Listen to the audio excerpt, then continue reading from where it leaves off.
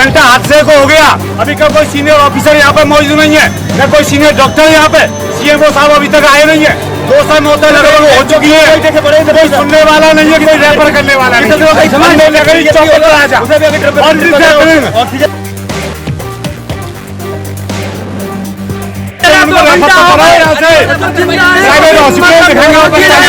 मार रही है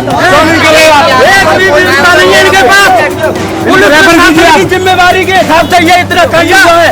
पुलिस प्रशासन ने एक रोड जो बंद था, जाम लगा हुआ था रात 11 बजे से, वो जाम खुलवाया पुलिस प्रशासन ने, और उसकी वजह से ये दुर्घटना हुई।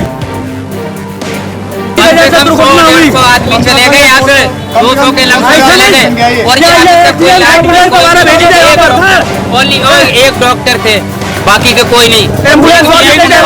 आगे वो अप्लाई नहीं कर रहे, तो क्या करें? 2 घंटे में बताइए इनमें 7 जान है वो नहीं खत्म हो रही है। डॉक्टर नहीं है, नहीं कोई ऑक्सीजन है, कोई ड्रिप लगाने पर सीरियस होगा, उस पर ड्रिप लगा दे। लगभग कितने लोगों की मौत हो चुकी है?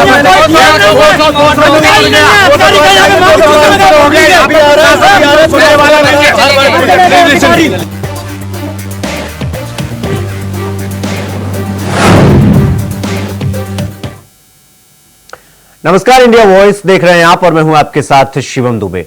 इंडिया वॉइस के खास कार्यक्रम खबर दिन भर में आप सबका स्वागत है। बुलेटिन की शुरुआत करेंगे। हाथरस में एक सत्संग के दौरान भगदड़ मचने से अभी तक 100 से अधिक लोगों की मौत हो गई है और यह आंकड़ा लगातार बढ़ता जा रहा है। इसमें बड़ी संख्या महिलाओं की, मृतकों की संख्या लगातार बढ़ रही है। घटना के बाद से चारों तरफ चीख पुकार मची हुई। पुलिस प्रशासन राहत और बचाव कार्य करने में लगा हुआ। सूचना के बाद घटनास्थल के लिए प्रशासनिक अधिकारी रवाना हुए। यह सत्संग हाथरस के फुलरई मुगलगढ़ी में आयोजित हुआ। साकार नारायण विश्व हरि भोले बाबा का यह सत्संग बताया जा रहा है। कहा जा रहा है कि प्रवचन खत्म करने के बाद बाबा के पैर छूने और आशीर्वाद लेने की वजह से भगदड़ मची। तो वहीं हादसे पर राष्ट्रपति द्रौपदी मुर्मू, प्रधानमंत्री मोदी और सीएम योगी के साथ कई लोगों ने दुख जताया। साथ ही आपको यह भी बता दें कि सीएम योगी आदित्यनाथ बुधवार को हाथरस जाएंगे। हाथरस पहुंचकर वो मृतकों के परिजनों से मुलाकात करेंगे और हादसे में घायल श्रद्धालुओं का हाल जानेंगे। आपको बता दें कि सीएम योगी ने अधिकारियों को जांच के निर्देश भी दिए हैं और मृतकों के परिजनों को 2-2 लाख, तो घायलों के परिजनों को 50-50 हजार रुपए का मुआवजा देने का आश्वासन दिया।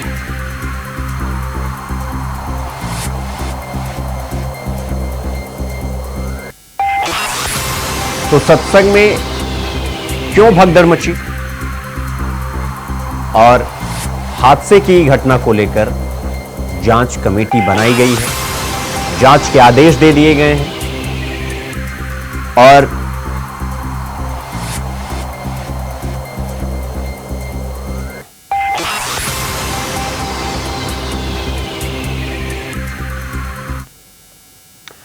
तो अब आपको बताते हैं कि कौन है ये भोले बाबा जो अपने आप को भोले बाबा बता रहे हैं।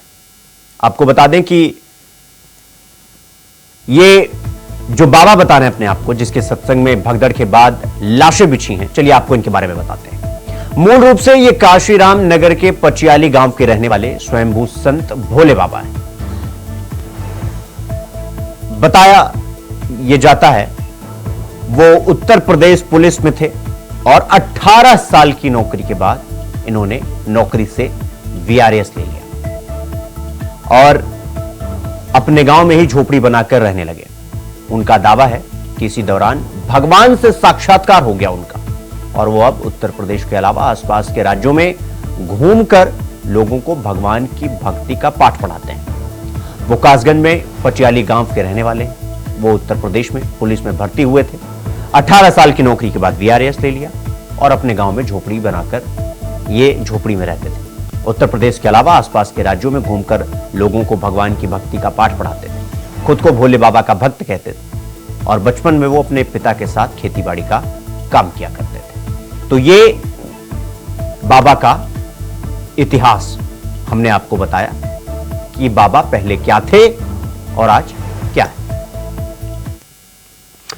तो अब इस हादसे को लेकर कुछ सवाल खड़े हो रहे हैं। इस हादसे में कुछ सवाल खड़े हो रहे हैं और सवाल पूछे जाने चाहिए और जवाब मिलना चाहिए। हाथरस हादसे का जिम्मेदार कौन, यह सवाल। 100 से ज्यादा लोगों की मौत का जिम्मेदार कौन? अफसरों की टीम गठित कर दी गई। अब सवाल यह है कि क्या न्याय होगा? बिना इंतजाम के इतने लोगों को इजाजत क्यों दे दी गई? यह सवाल है जो हम आपको बता रहे हैं, लगातार इस पूरी घटना के बाद खड़े हो रहे हैं। अनगिनत लोगों के आने का आंकड़ा प्रशासन को दिया गया, तो प्रशासन इस पर मंजूरी कैसे दे दिया? और भारी भीड़ उमड़ने के बाद भी प्रशासन अलर्ट मोड पर क्यों नहीं आया? प्रशासन अलर्ट क्यों नहीं हुआ? और बाबा पर पहले भी नियमों के उल्लंघन के आरोप लगे। ऐसे आरोप उल्लंघन के उन पर पहले भी लग चुके हैं, लेकिन उन पर एक्शन नहीं हुआ। क्यों? एक्शन क्यों नहीं? और इतनी भीड़ जुटने पर एम्बुलेंस, फायर ब्रिगेड इत्यादि को अलर्ट क्यों नहीं किया गया? उनको वहां पर तैनात क्यों नहीं किया गया? और सवाल यह भी कि अगर एलआईयू की रिपोर्ट प्रशासन को मिल चुकी थी, तो प्रशासन ने फिर इन रिपोर्ट को नजरअंदाज क्यों किया? यानी कि रिपोर्ट एलआईयू ने सौंप दी थी, लेकिन फिर भी नजरअंदाज किया गया। तो अब आपको सुनाते हैं इस पूरी घटना को लेकर प्रधानमंत्री ने क्या कुछ कहा, सुनिए। आदरणीय सभापति जी, इस समय चर्चा के बीच अभी मुझे एक दुखद खबर भी दी गई है। यूपी के हाथरस में जो भगदड़ हुई, उसमें अनेकों लोगों की दुखद मृत्यु होने की जानकारी आ रही है। जिन लोगों की इस हादसे में जान गई है, मैं उनके प्रति अपनी संवेदना व्यक्त करता हूं। मैं सभी घायलों के जल्द से जल्द ठीक होने की कामना करता हूं। राज्य सरकार की देखरेख में प्रशासन राहत और बचाव कार्य में जुटा हुआ है। केंद्र सरकार के वरिष्ठ उत्तर प्रदेश सरकार के लगातार संपर्क में है। मैं इस सदन के माध्यम से सभी को यह भरोसा देता हूं कि पीड़ितों की हर तरह से मदद की जाएगी। देखिए, घटना अत्यंत दुखद और हृदय विदारक है। अपराह्न में 3-3:30 बजे के अंदर ये पूरा घटनाक्रम घटित होता हुआ बताया जाता है। जनपद हाथरस के सिकंदरा राव के अंदर ये पूरा हादसा घटित हुआ है। वहां पर स्थानीय आयोजकों ने एक भोले बाबा का कोई आयोजन स्थानीय गांवों में उनके द्वारा सत्संग के आयोजन के माध्यम से किए जाते रहे हैं और स्थानीय भक्तगण उस कार्यक्रम में भाग लेते हैं। उस समय जब मंचीय कार्यक्रम संपन्न हो चुका होता है, तो बताते हैं कि जब सत्संग के प्रवचनकर्ता वहां से मंच से उतर रहे थे, तो उनकी तरफ अचानक भक्तों की भीड़ उन्हें छूने के लिए उधर जा रही थी और सेवादारों के द्वारा रोकने पर यह हादसा वहां पर घटित हुआ। इस पूरे मामले की जांच के लिए हम लोगों ने एडिशनल डीजी आगरा की अध्यक्षता में मंडलायुक्त अलीगढ़ को शामिल करते हुए एक टीम बनाकर के उन्हें अविलंब रिपोर्ट उपलब्ध कराने के लिए कहा है। हम लोग सदन में थे, उस समय जानकारी मिली कि इस तरह का हादसा हुआ है। सवाल ये कि इतने बड़े पैमाने पे इतने लोगों की जान जाना, आखिरकार सरकार क्या कर रही थी? और सरकार की जानकारी में होने के बाद भी इतनी बड़ी घटना हो जाए, बहुत दुखद है। सरकार की जिम्मेदारी बनती है कि अगर किसी आयोजन में इतने लोग इकट्ठे हो रहे हैं, या इतने लोग आने वाले हैं, तो आखिरकार उनकी सुरक्षा, उनकी व्यवस्था के लिए सरकार ने क्या किया, ये सबसे बड़ा प्रश्न लगता है। लेकिन चूक कैसे हो जाती है, बार बार ऐसी घटना होती है? देखिए, जब तक आप किसी आयोजन पे शुरुआत में से लेकर के अंत तक ध्यान नहीं देंगे तो ऐसी घटना ही होंगी। इसके लिए जिम्मेदार अगर कोई है तो वहां सरकार जिम्मेदार है। मरने वालों की मदद हो, उनके परिवार के लोगों का पूरा इंतजाम हो, जो अगर घायल हैं, जिनको इलाज की जरूरत है, हमें उम्मीद है कि सरकार उनका इलाज अच्छा कराएगी। हाथरस में जो भी हादसा हुआ है वो वाकई बहुत बड़ी दुर्घटना है, बहुत दुखद है। और उसमें जिन लोगों की जानें चली गई हैं उनके प्रति, उनके परिवार के प्रति मेरी संवेदना, और जो घायल हैं उनको वो जल्दी से जल्दी ठीक हो जाए, बस परमात्मा से यही कामना है। पूरी तरह से शासन और प्रशासन की जिम्मेदारी थी कि किसी तरह का आयोजन हो रहा है अगर इतने बड़े स्तर में, तो वहाँ पे सब सुविधाएं पहुँचाई जाए, लेकिन कहीं ना कहीं ये लोग विफल रहे हैं और हर फील्ड में ये लोग विफल रह रहे हैं।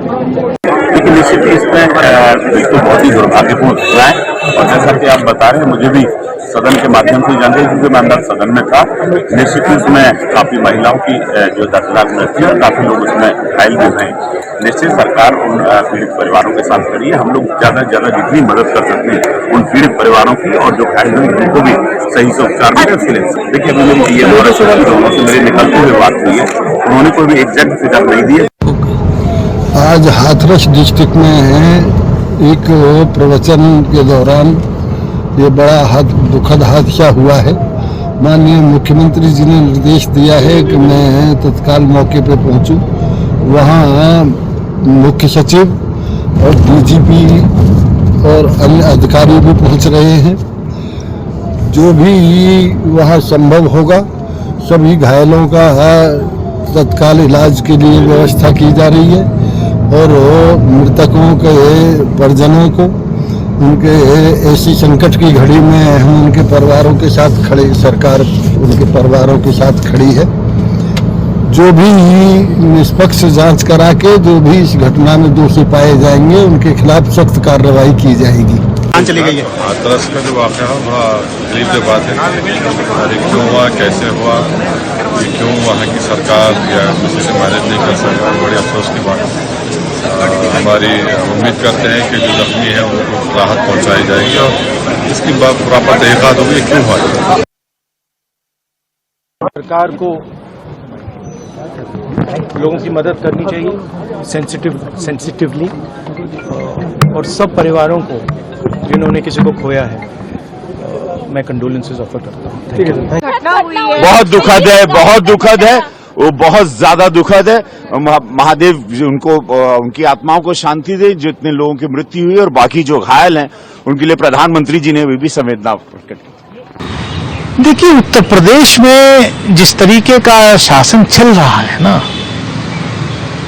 वहां अफसर जो हैं वो इतने दबाव में रहते हैं कि कोई अगर एक संप्रदाय का कार्यक्रम है तो उस पर कुछ बगैर सोचे समझे परमिशन ग्रांट कर देते हैं। तो ये जो इस तरीके की जो एक पिछले कुछ वर्षों से हमारे उत्तर प्रदेश में इस तरीके का जो वो चला है, उसका ये नतीजा है कितने मासूम लोगों की जान आज चलेगी। कोई ना कोई तो उसके लिए अकाउंटेबल होना चाहिए। अकाउंटेबिलिटी तय नहीं होती किसी, सबसे बड़ी बात ये है। और वो सब गरीब लोग हैं, मासूम हैं, वो एक अपनी आस्था को चलते वहां भी आए थे। तो ये जिम्मेदारी तो शासन प्रशासन की होती है कि सही इंतजामात, अगर बड़े लोगों की गैदरिंग थी, परमिशन ग्रांट की गई थी, तो उसका इंतजामात भी, उनकी सुरक्षा के इंतजामात भी प्रशासन को करने चाहिए। देखिए, मैं तो सिर्फ ये कहूंगा बेहद दुर्भाग्यपूर्ण है, लेकिन हम कुछ सीखते नहीं। हमारी प्रशासन का जो एक एसओपी होना चाहिए क्राउड मैनेजमेंट का, क्राउड इकट्ठा कर लेना सबसे आसान काम होता है। क्राउड मैनेजमेंट के अभाव में आज क्या हुआ, कितने घरों के चिराग गए होंगे, कोई अकाउंटेबल होगा? क्या करेंगे आप? छोटे अधिकारी किसी को सस्पेंड कर देंगे, किसी को डिसमिस कर देंगे, लेकिन आप अपनी व्यवस्थाओं में कोई सुधार नहीं करेंगे, लोग मरते रहेंगे, मर जाए, आपको क्या फर्क पड़ता है?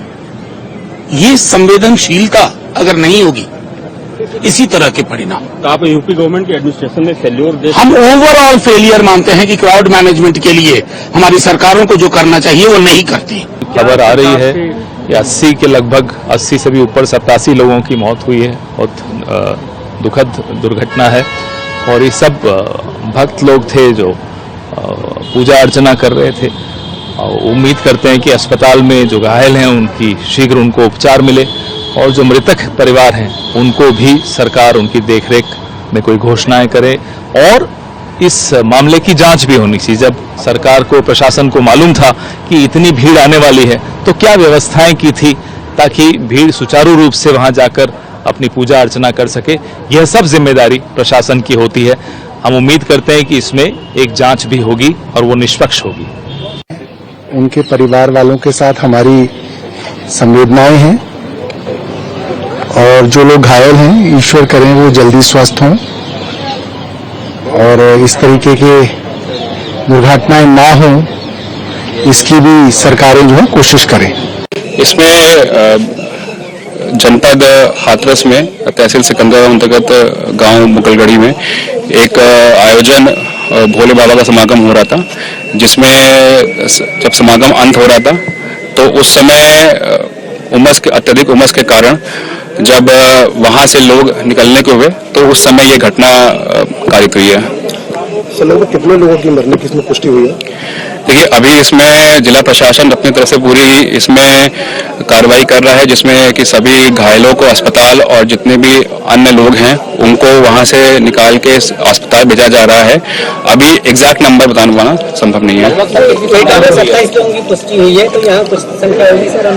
जी, यहाँ पे जो अभी CHC से जो मुझे डॉक्टरों ने बताया है कि लगभग 50 से 60 के आसपास की एक फिगर एक है जो मृतक हुए हैं।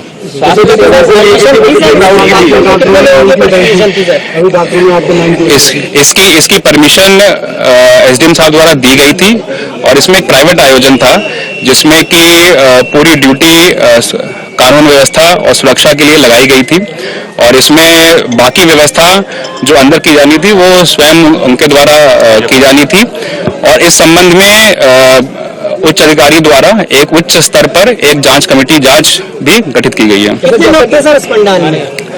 जी, एग्जैक्ट ये जांच में सब निकल आएगा। एग्जैक्ट अभी ये इस स्थिति में मैं नहीं बता सकूं।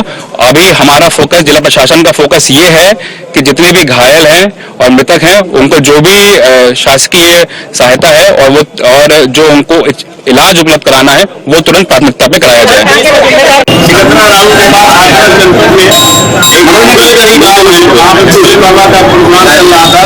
ये जो सूचना प्राप्त हुई है उसमें भगदड़ से थोड़ा लोगों की डेथ हुई है।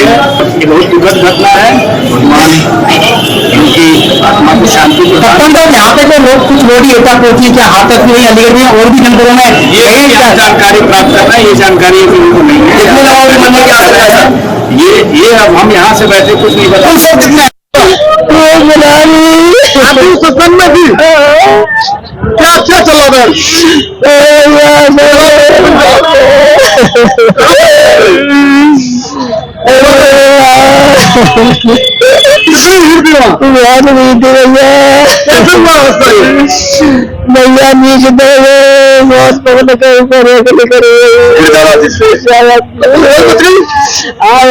बहुत गाड़ी वाले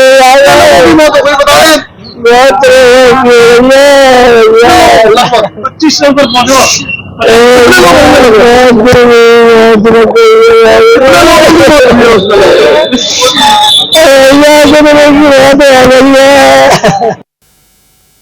तो बुलेटिन में रुकेंगे एक छोटे से ब्रेक के लिए। खबरों का सिलसिला जारी है, फौरन लौट रहा है। ब्रेक के बाद एक बार फिर आप सबका स्वागत है। मेरे साथ रुक करेंगे अगली खबर की ओर। प्रधानमंत्री नरेंद्र मोदी लोकसभा में राष्ट्रपति के अभिभाषण पर धन्यवाद प्रस्ताव पर हुई चर्चा का जवाब दिया। जैसे ही प्रधानमंत्री ने अपनी स्पीच शुरू की, विपक्ष ने नारेबाजी शुरू कर दी। विपक्ष के नारेबाजी के बीच प्रधानमंत्री मोदी ने निशाना साधते हुए यह कहा कि हमने दुनिया को दिखा दिया कि यह विश्व का सबसे बड़ा चुनावी अभियान था। देश की जनता ने दुनिया के सबसे बड़े चुनावी अभियान में हमें चुना है। सुनिए उन्होंने क्या कुछ कहा। कि जनता ने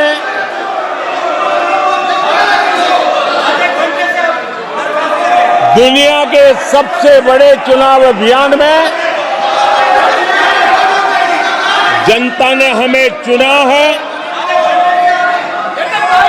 और आदरणीय सभापति जी, मैं कुछ लोगों की पीड़ा समझ सकता हूं कि लगातार झूठ चलाने के बावजूद भी उनका घोर पराजय हुआ। कल और आज कई माननीय सदस्यों ने राष्ट्रपति जी के अभिभाषण पर अपने विचार व्यक्त किए हैं। मैं विशेष करके जो पहली बार सांसद बनकर के हमारे बीच आए हैं और इनमें से कुछ आदरणीय साथियों ने अपने जो विचार व्यक्त किए, संसद के सभी नियमों का पालन करते हुए किए। उनका व्यवहार ऐसा था जैसे एक अनुभवी सांसद का होता और इसलिए प्रथम बार आने के बावजूद भी उन्होंने सदन की गरिमा को बढ़ाया है और उन्होंने अपने विचारों से इस डिबेट को और अधिक मूल्यवान बनाया है। आदरणीय सभापति जी,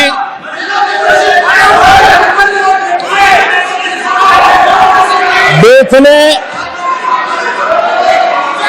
एक सफल चुनाव अभियान को पार करते हुए विश्व को दिखा दिया है कि दुनिया का सबसे बड़ा चुनाव अभियान था। देश की जनता ने, इस देश ने लंबे अरसे तक तुष्टीकरण का, गवर्नेंस का मॉडल भी देखा। देश ने पहली बार सेक्युलरिज्म का एक पूरा हमने जो प्रयास किया और वो हमने तुष्टीकरण नहीं, संतुष्टीकरण, और संतुष्टीकरण के विचार को लेकर के हम चले हैं। और जब हम संतुष्टीकरण की बात करते हैं तो इसका मतलब है कि हर योजना का सैचुरेशन। तो वहीं अखिलेश यादव ने लोकसभा में बोलते हुए अयोध्या को लेकर बीजेपी पर तंज कसा। उन्होंने कहा कि जो कहते थे हम राम को लाए हैं वो लाचार हैं, हुई हैं वही जो राम रचि राखा। साथ ही उन्होंने ये भी कहा कि अयोध्या के उनके प्रेम का पैगाम लाए हैं। साथ ही इस दौरान वाराणसी, यूपी पेपर लीक समेत कई मुद्दों को लेकर सरकार पर जमकर हमला बोला। सुनिए अखिलेश यादव ने क्या कुछ कहा। ऐसा कहा गया कि 400 पार। मैं समझदार जनता को फिर एक बार धन्यवाद दूंगा और मैं कुछ कहना चाहता हूं कि आवाम ने तोड़ दिया हुकूमत का गुरूर, दरबार तो लगा है पड़ा गमगीन में बेनूर है। पर अध्यक्ष महोदय, दरबार तो लगा है पर बड़ा गमगीन बेनूर है। और पहली बार ऐसा लग रहा है हारी हुई सरकार विराजमान है। जनता कह रही है चलने वाली नहीं सरकार। अध्यक्ष महोदय, जनता कह रही है चलने वाली नहीं, ये गिरने वाली सरकार है। ऊपर से जुड़ा कोई तार नहीं, नीचे कोई आधार नहीं, अधर में जो है अटकी हुई वो तो कोई सरकार नहीं। अध्यक्ष महोदय, कुछ बातें समय और काल से परे होती हैं, इसलिए आज यहां उत्तर प्रदेश के सदन में पढ़ा गया एक शेर याद आ गया, जो तब सही था